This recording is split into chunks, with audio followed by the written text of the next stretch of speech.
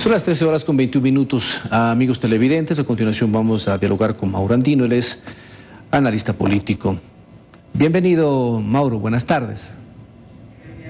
Muy buenas tardes, gracias por la invitación, a las órdenes. A usted gracias por aceptarla. La consulta popular, que ya es un hecho, el presidente de la República firmó el decreto ejecutivo que va hacia el Consejo Nacional Electoral disponiendo la organización, y entendemos que el día lunes, si no hay cambios de fechas por parte del Consejo Nacional Electoral, se hará el anuncio ya de la consulta popular. En ese tema, ¿cómo empezar a pensar en el Ecuador? Es decir, que este es el inicio de la solución a varios problemas que tenemos. Primero, me parece que es importante contextualizar la parte política adicionalmente de la parte jurídica. En la parte política debemos entender que una propuesta de referéndum o de consulta popular en la práctica se constituye también un evento plebiscitario que permite validar, legitimar en términos democráticos a quien lo propone, o por el contrario, permite ratificar ciertos niveles de desgaste o de rechazo popular por parte del electorado. Creo que este es un elemento sine qua non dentro del marco de las consultas populares y de los referéndums. Hay que recordar, por ejemplo, hechos a nivel de nuestra historia. A mediados de los 80, una consulta popular planteada por el presidente León Febres Cordero, otra a mediados de los 90 por Sixto Durán Ballén, donde los resultados no fueron del todo importantes para ellos. De hecho, perdieron en esas consultas populares. Y otros eventos más recientes, por ejemplo, como la consulta popular del expresidente Moreno, donde obtuvo un resultado abrumador, o una consulta popular del año 2011 del expresidente Correa, donde en cambio el resultado fue muy ajustado. Entonces creo que la parte política y la legitimidad del músculo social con el que llegue el proponente, en este caso el presidente Lasso, será un elemento muy importante. Ya en el fondo de la consulta, creo que hay que tener claro que el Ecuador no va a solucionar sus problemas estructurales por arte de magia. Una consulta popular no es una hada madrina.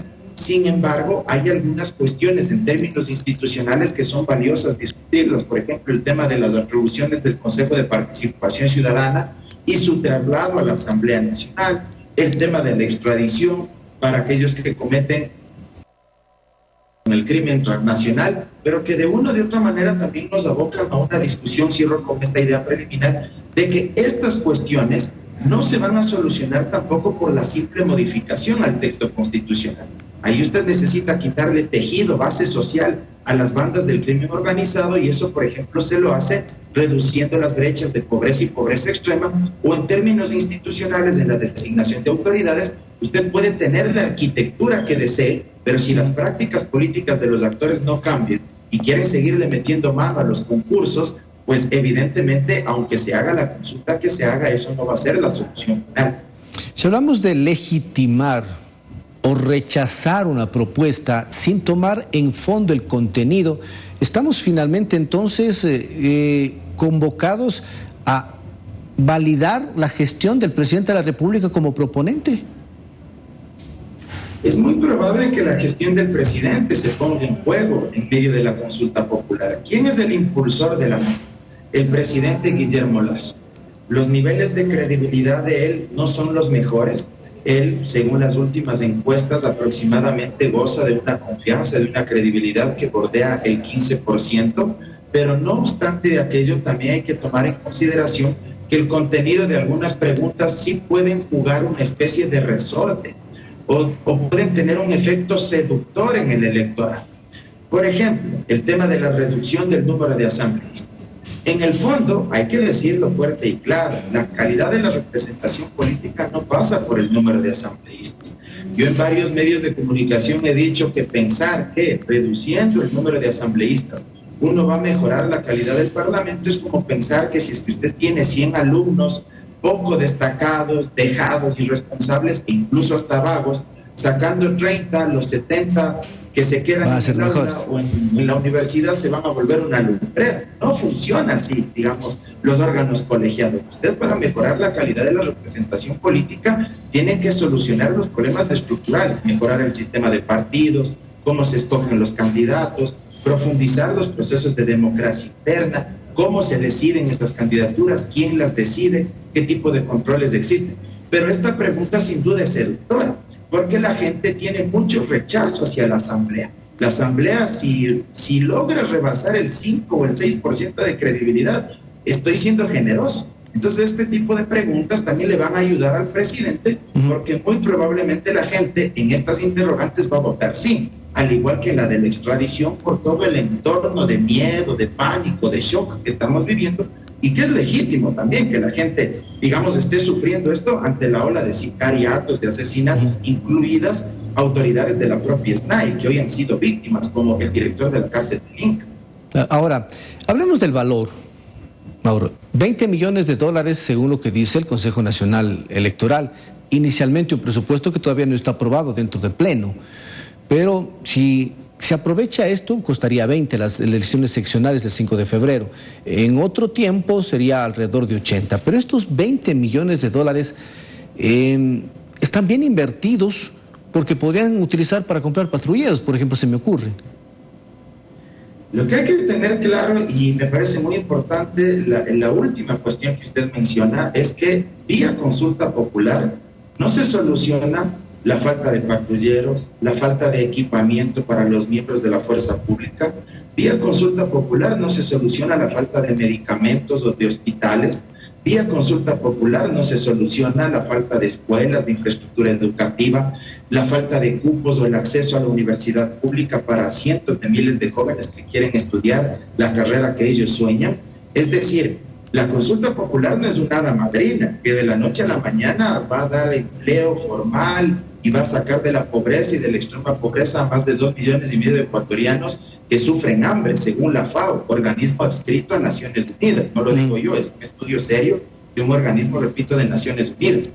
La consulta popular puede ser un mecanismo para disuadir en algo inicialmente a las bandas del crimen transnacional con el tema de la extradición. Pero repito, los problemas del fondo no se van a lograr solucionar ahora. Los 20 millones de dólares que puede costar aproximadamente esta consulta, hay que agregarle al monto total que costará las elecciones seccionales. En buena hora se lo va a realizar de manera conjunta. Se han calculado ahí los tiempos y el 6 de febrero, o el 5 de febrero, perdón, acudiremos a las urnas del próximo año, tanto para elegir gobiernos autónomos descentralizados, para elegir también el Consejo de Participación Ciudadana, que es algo que mucha gente no conoce, y por supuesto para pronunciarnos sobre la consulta popular. Si es que se lo haría por vía separada, tendría un doble costo, sin perjuicio de un costo adicional, que es el Fondo de Promoción Electoral, al que también tiene derecho el gobierno nacional y las organizaciones políticas y sociales que decidan inscribirse en el CNE para hacer campaña por el sí o para hacer campaña por el no, y al cual les asiste pues el Código de la Democracia. Una última consulta, en el tema político, de pensamiento y político partidista, ¿cuánto va a jugar la decisión del votante, del ciudadano que va a asistir a escoger entre el sí y el no a las preguntas del presidente de la República, cuando estamos en medio de una campaña? Y también va a ser utilizado por los movimientos, partidos y candidatos. Entonces, ¿cuál va a ser ahí el peso que va a generar cuando la mayoría de candidatos no son afines al gobierno?